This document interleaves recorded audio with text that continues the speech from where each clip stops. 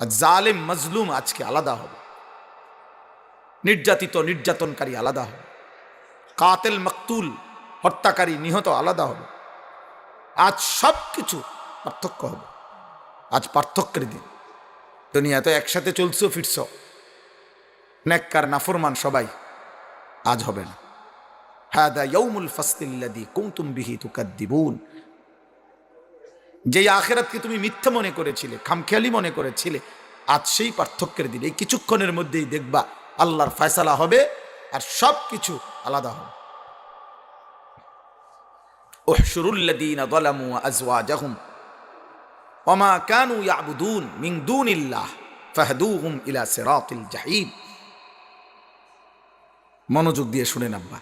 আল্লাহ তাআলা সেদিন হাসরের ময়দানে বলবেন, আমার ফেরেশতা প্রত্যেকটা পাপীকে তার সাথে আরো 2 জন সহ মোট 3 জন একত্র করো। প্রত্যেক সুরের লগে আরো 2 জন আছে, প্রত্যেক সুদখোরের সাথে আরো 2 জন আছে, প্রত্যেক বাটপার সিটারের লগে আরো 2 জন আছে, প্রত্যেক মদখোর নেশাখোর জুয়ারির সাথে আরো 2 জন আছে, প্রত্যেক অসৎ চরিত্রহীন লম্পটের সাথে আরো 2 জন আছে, প্রত্যেক মুশরিক বেঈমানের সাথে আরো 2 জন আছে, প্রত্যেক বেহায়া বেপর্দা নারীর সাথে আরো 2টা শয়তান আছে। ওই 2টাকে একসাথ করো, 3 জনকে একসাথ করো প্রত্যেক পাপীর সাথে। কারা কারা?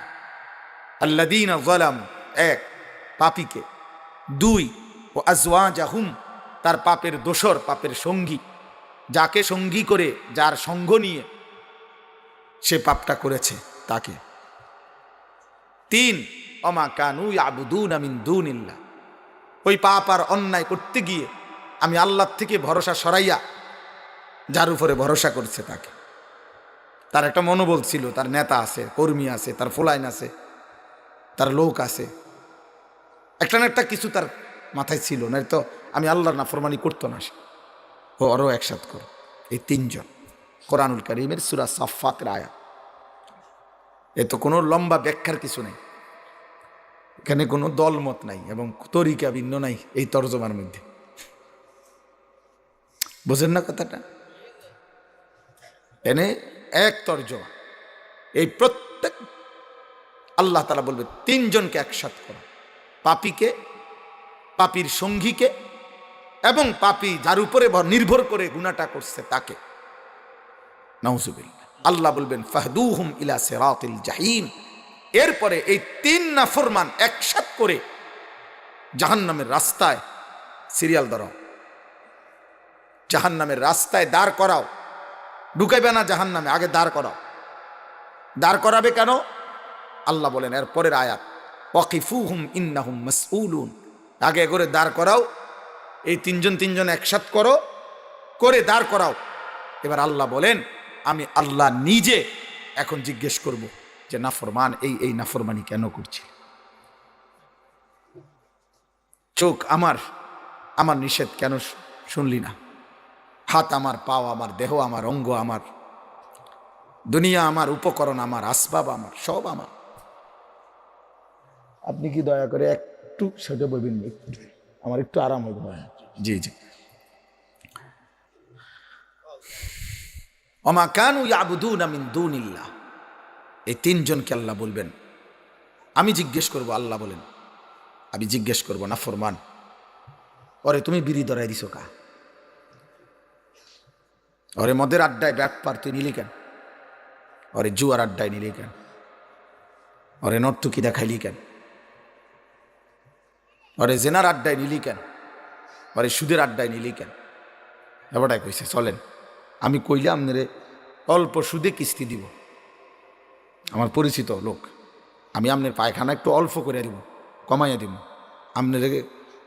আপনি গেলে পায়খানা বেশি দিব, আমি গেলে কমাই দিব। আসেন, আমার লোক আছে। হ্যাঁ, খোদার কসম ওই নাফরমানকে আল্লাহ জিজ্ঞেস করবে তুমি তাকে নাফরমানির পথ দেখাইলা কেন? আর আল্লাহকে বাদ দিয়ে যার উপরে ভরসা করত। আমার লোক আছে, আমার নেতা আছে, আমার কর্মী আছে, আমার ছেলে পেলে আছে, আমার বিরাট বংশ আছে, আমার ফোলাফাইন আছে, আমার ক্ষমতা আছে, আমার টাকা আছে, আমার 3 ফুট বিদেশে আছে, বুঝেন নাই কথা? আল্লাহ তাআলা বলবেন মা লাকুম লা তানাসারুন, এই কোরআন শরীফের পরের আয়াত। আল্লাহ বলবেন, হে নাফরমানরা, আজ তোমরা কেন একে অপরকে সাহায্য করছো না? এখন করো। 10 বছর না তার লগে আড্ডা দিছিলা, ও না তোমার বন্ধু? এখন ওই দেখেন বাচ্চা, দেখছেন বেয়াদব, দেখছেন এই যে কতটা ছোট্ট মাসুম বাচ্চা, যে তাকে দিছে হয় তার বাবা, ভাই অথবা আপনজন কেউ তাকে এই মোবাইলটা দিছে। এ তো নিজের টাকা দিয়ে কেনে নাই, এত ছোট বাচ্চা। মনে রাখবেন, ওই অভিভাবকটা হচ্ছে জালেম। এই জালেম নিজের হাতে এমন সুন্দর বাচ্চাটাকে নষ্ট করে দেওয়ার জন্য মোবাইল তুলে দিছে। এই সমস্ত বাচ্চা যেগুলো এখন মোবাইলে আসক্ত, এগুলো অভিভাবকের কারণে, কোনো সন্দেহ নেই। আপন অভিভাবক বাবা দেখতেছে তার ছেলের চুল বেঈমানের মতো, উনি মাতেও না।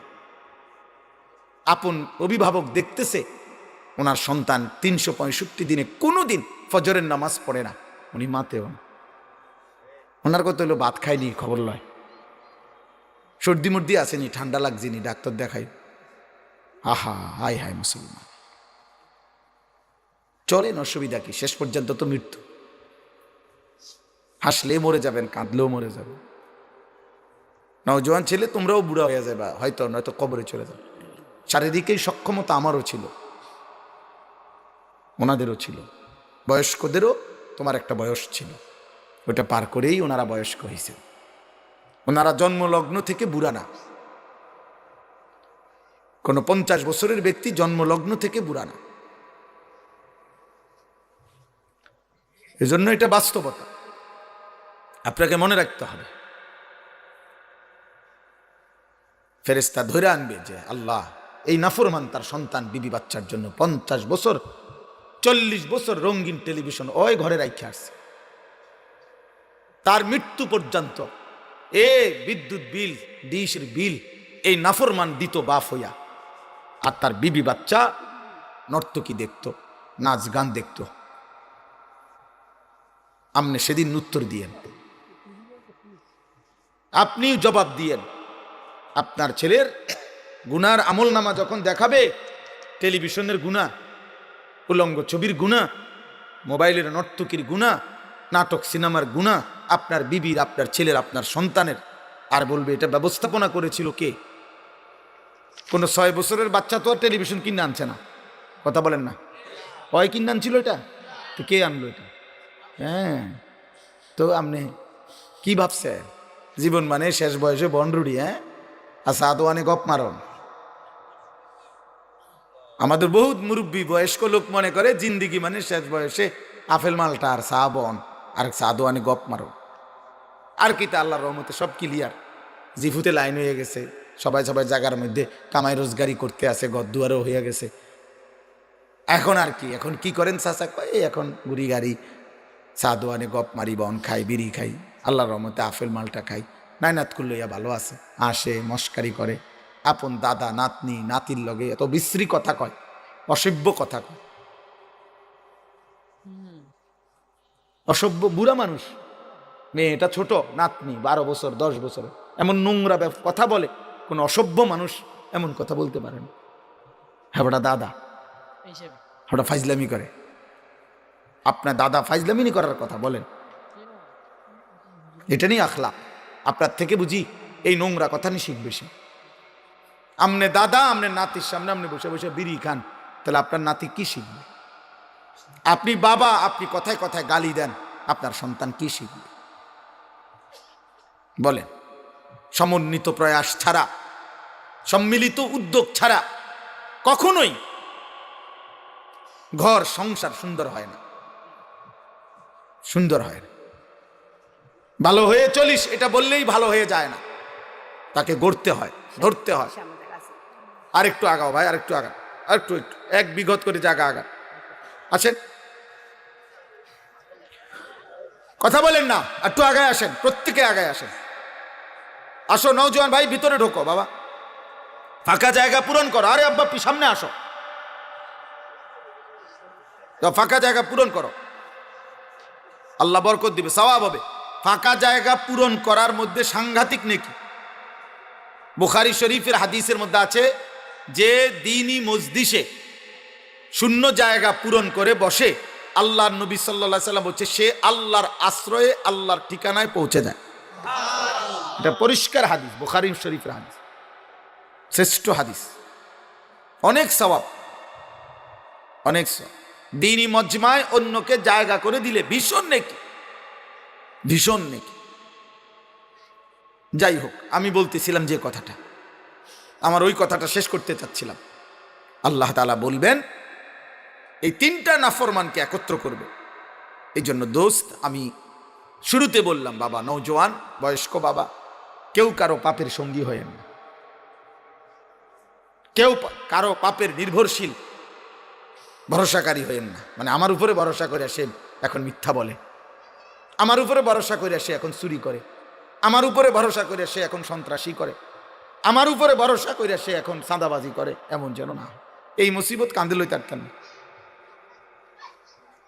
এই মুসিবত কান্দে লইতে পারতেন না। বহুত বড় বিপদ। এই 2-4 দিনের বাহাবা কিচ্ছু আসে যায় না, কিচ্ছু আসে যায়। 12 তারিখ বাংলাদেশে পৃথিবীর শেষ নির্বাচন না? 12ই ফেব্রুয়ারি পৃথিবীর শেষ নির্বাচন। 12 তারিখ কি ইসরাফিল ফু দিব নাকি? কথা বলে না? তাইলে তাইলে এরপরে আরো আছে না? তো তোমরা নওজোয়ান আগাইবা, তোমাদের আল্লাহ হায়াত দিলে বয়স হবে, আল্লাহ চাহে তো তোমরা আরো বাঁচবা, আল্লাহ যদি হায়াত দেয়। অতএব ওই পত্রিকাওয়ালারা লিখতেছে 12 তারিখই দেখা যাবে শেষ হাসি কে হাসে। 12 তারিখ আমি বলছি না, বারবার বলছি, অসম্ভব। বরং হাসরের ময়দানে দেখা যাবে শেষ হাসিটা কে হাসে। 12 তারিখ হাসরের ময়দান। ওয়াল আকিবাতুল লিল মুত্তাকিন, আল্লাহ তাআলা বলেন উত্তম পরিণাম, শেষ হাসি শুধুই কেবল আল্লাহকে ভয় করে যারা মুত্তাকি, গুনাহ থেকে মুক্ত থেকেছে, আল্লাহর গোলামি করেছে, শুধুই তারাই শেষ হাসি হাসবে। কোন বেঈমান, কোন নাফরমান, কোন ফাসিক, কোন ফুজ্জার, কোন হারামখোর চরিত্রহীন, কোন সুদখোর, কোন লম্পট, কোন বেহায়া দুর্নীতিবাজ, কোন বেপর্দা অসভ্য নারী, ছেলে পুরুষ, কেউ শেষ হাসি হাসবে না। শেষ হাসি হাসবে ইমানদার, শেষ হাসি হাসবে সেজদাওয়ালা। এর আগের সব হাসির পিছনে কান্নাও আছে। প্রতিটা রৌদ্রের আড়ালে বৃষ্টিও আছে, বৃষ্টির আড়ালে রোদও আছে।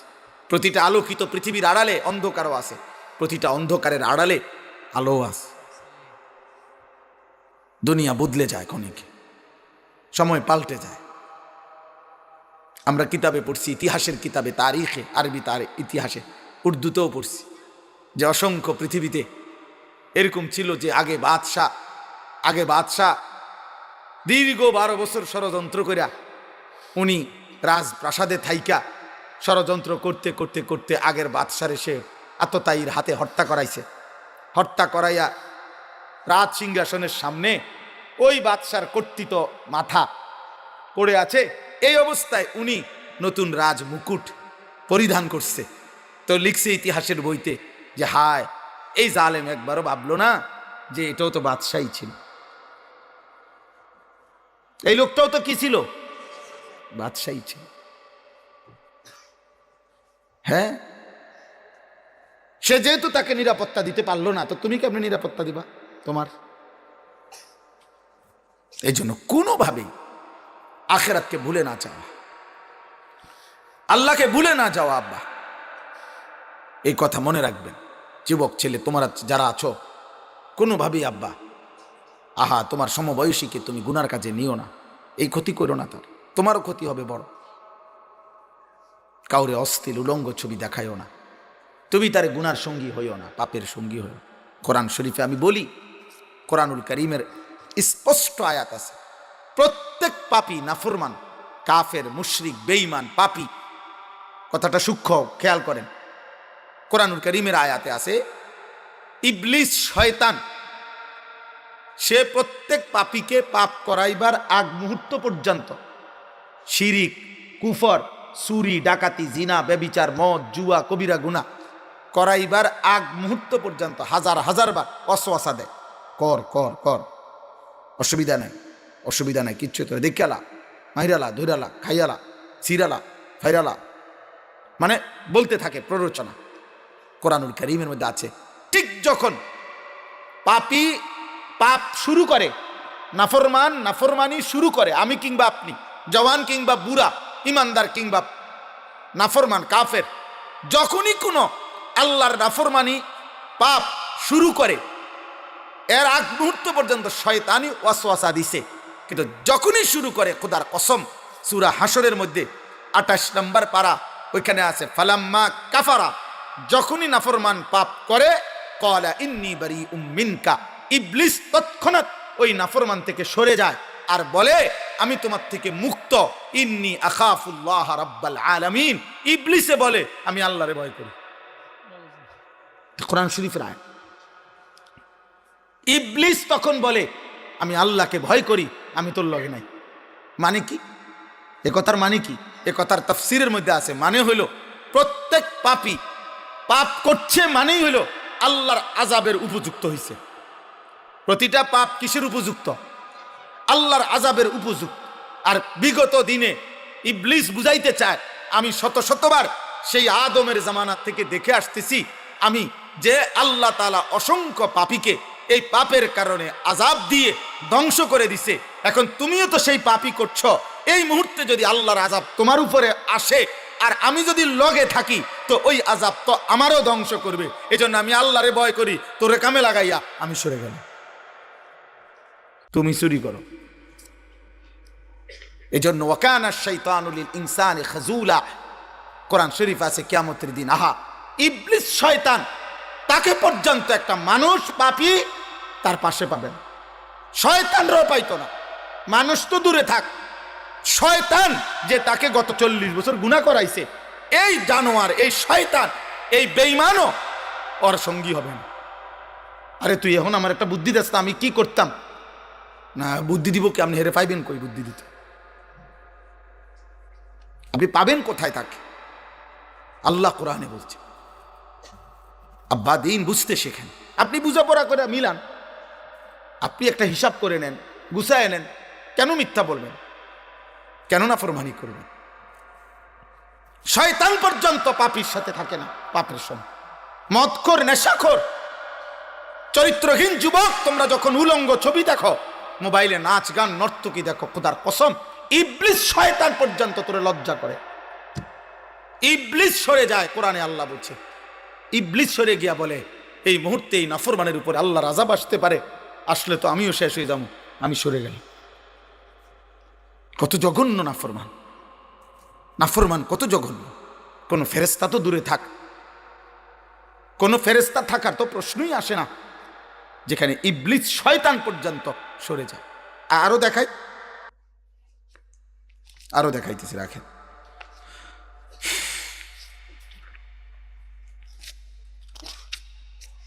এই যে কোরআন শরীফ থেকে দেখাচ্ছি আমি, দেখ বদরের যুদ্ধের দিন, সূরা আনফাল, কোরআনুল কারীমের 8 নম্বর সূরা। বদরের যুদ্ধের দিন মক্কার কাফের ছিল 1000, মুসলমান ছিল 313 জন, নাকি? মুসলমানদের সাথে অস্ত্র বলতে ছিল 8টি তরবারি, 2টা ঘোড়া। এই ছেলে, এই মোবাইলওয়ালা ফালতু, এই বেটা ওঠ এখান থেকে, বেটা যাও, বেটা বাইরো, বেটা নিষেধ করলো ধারণ করবো না, বাইরো বেটা।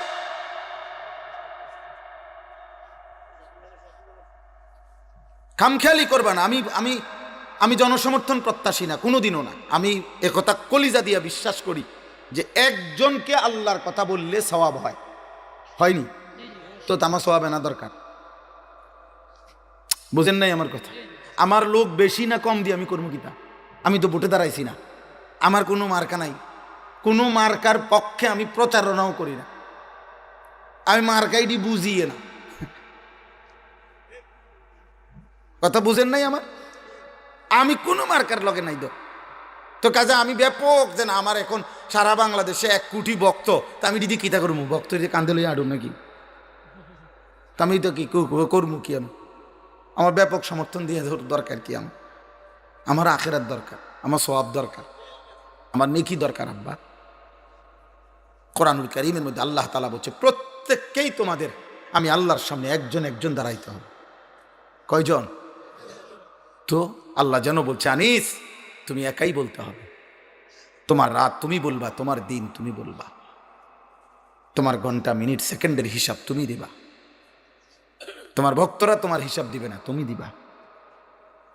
তোমার অনুসারীরা তোমার হিসাব দিবে না যে আব্বার পক্ষ থেকে আমি কইতেছি, নেতার পক্ষ থেকে আমি কর্মী বলতেছি, দাদার পক্ষ থেকে আমি নাতি বলতেছি। না, আল্লাহ বলো তোমারটা তুমি বলো, ওরটা ও বলবে, ওরটা ও বলবে।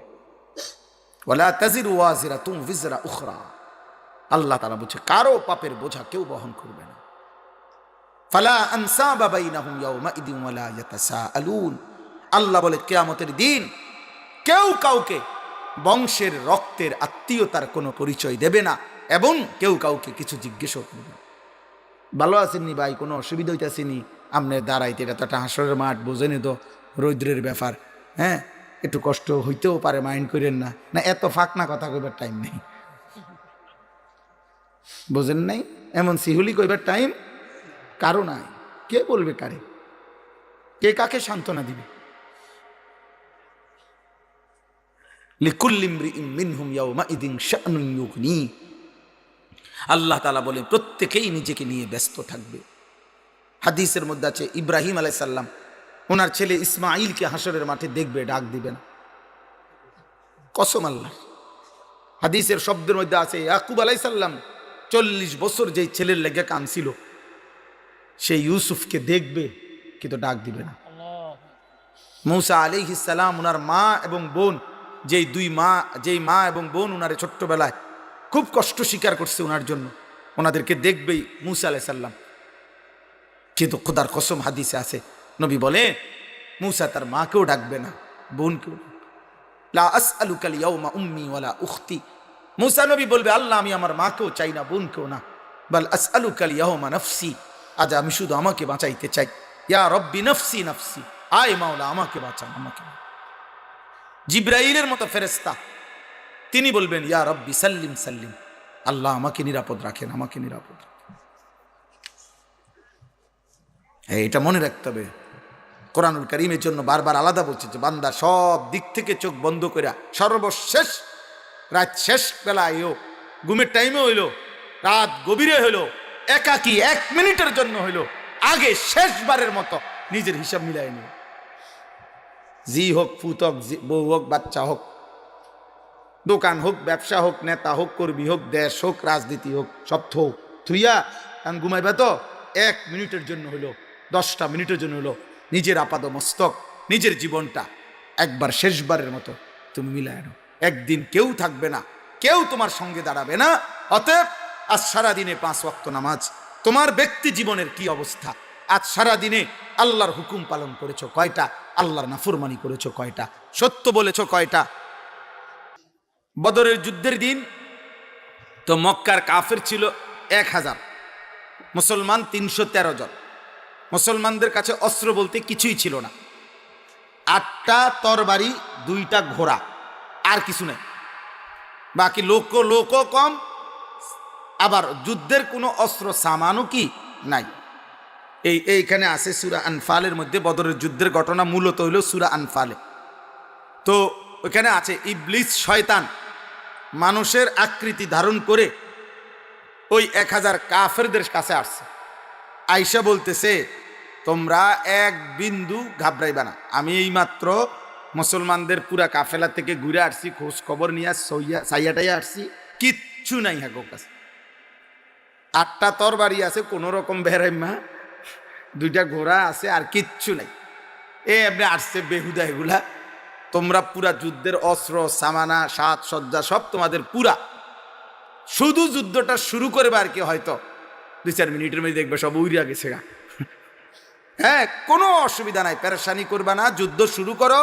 ওয়া ইন্নী জারুন লাকুম, আমি শেষ পর্যন্ত তোমাদের লগে আছি, আমি কথা দিলাম। তারা মনে করছে এরকম ভালো মানুষ তো সবসময় আড়ে বাজারে ওঠে না। বোঝেন নাই কথাটা? উনি এমন সুন্দরে বুঝাইয়া বলছে এবং খবর নিয়ে আসছে। এই যুদ্ধ শুরু হইল, কোরআনে বলে ফালাম্মা তারাআতিল ফিআতান, যখন দুই দল মুসলমান এবং কাফের মুখোমুখি হলো, ইবলিস শয়তান তৎক্ষণাৎ দেখলো যে আসমান থেকে অগণিত আল্লাহর ফেরেশতা নামতেছে। এই বেঈমান তো দেখতেছে, এটা সে আল্লাহর কুদরতে তো সে দেখে ফেরেশতা যে নামতেছে। কোরআনে আল্লাহ বলেন নাকাসা আলা আকিবাইহি, সাথে সাথে এই বেঈমান জায়গার থেকে সরে সটকে পড়ছে। একটু আগে না কইলো লগে আসি, এখন আর নাই। এরপরে লেখে আল্লাহ কোরআনে বলে ওয়াকালা ইন্নী বারিউম মিনকুম, ওই কথাটা সাথে সাথে শয়তান ওই লোকদেরকে, কাফেরদেরকে বলল আমি তোমাদের থেকে মুক্ত। কেন? ইন্নী আরা মা লা তারাউনা, তোমরা যদিও দেখছো না, আমি নিজ চোখে দেখতেছি ফেরেশতা নামতেছে। সমান করে লেবো, তখনই টের পাইবা ফিডা কারে কয়। ইন্নী আখাফুল্লাহ, এই বেঈমান বলে, শয়তান বলে ইন্নী আখাফুল্লাহ, আমি আল্লাহরে ভয় করি, আমি তোমরা লাগে না। তো তুই এই ভালো কথাটা আগে কইলা না? তুমি যে আল্লাহরে ভয় করো শয়তান, তুমি এটা আগে বলবা না, তাহলে তো আমি এই বেজালে ফুললাম না, লাগাই দিয়া শুনে গেছে। এই কথাটাই বুঝাইতে চাইছি। গুনার মধ্যে জড়িয়ে এই জন্য এই অগণিত ছেলে তোমরা যে ফিরতে পারছো না, একটা বড় কারণ এটা।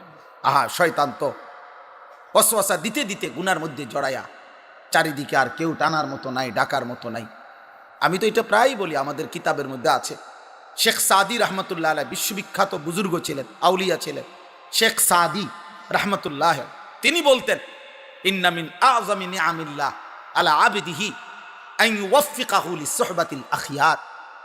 তিনি বলতেন আল্লাহর সবচেয়ে বড় একটা দয়া কোনো বান্দার উপরে, কোনো মানুষের উপরে আল্লাহর একটা বড় দয়া এটা, যে যাকে আল্লাহ তাআলা একজন উত্তম অভিভাবক, উত্তম একজন মুরব্বী, নেককার, যে তাকে টেনে ধরে গুনাহ থেকে ফিরায় বারবার, এমন একজন নেককার অভিভাবক যার কপালে জুটছে, যার জন্য আল্লাহ মিলাইছে, উনি বলেন আল্লাহর কসম এটা ওই বান্দার উপরে আল্লাহর শ্রেষ্ঠ নিয়ামত।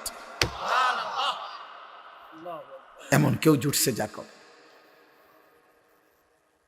তিনি বলেন, এরপরের শব্দ হইল, তিনি বলেন ওয়া ইন্না উকুবাতাল্লাহি আলা আবদিহি, কোন বান্দার উপরে আল্লাহর সবচেয়ে বড় শাস্তি আন ইয়াবতালিয়াহু বিসুহবাতিল আশরার, যাকে আল্লাহ তাআলা পরীক্ষায় ফেলে দিছে, আহা কোন নাফরমানের সঙ্গী বানায়।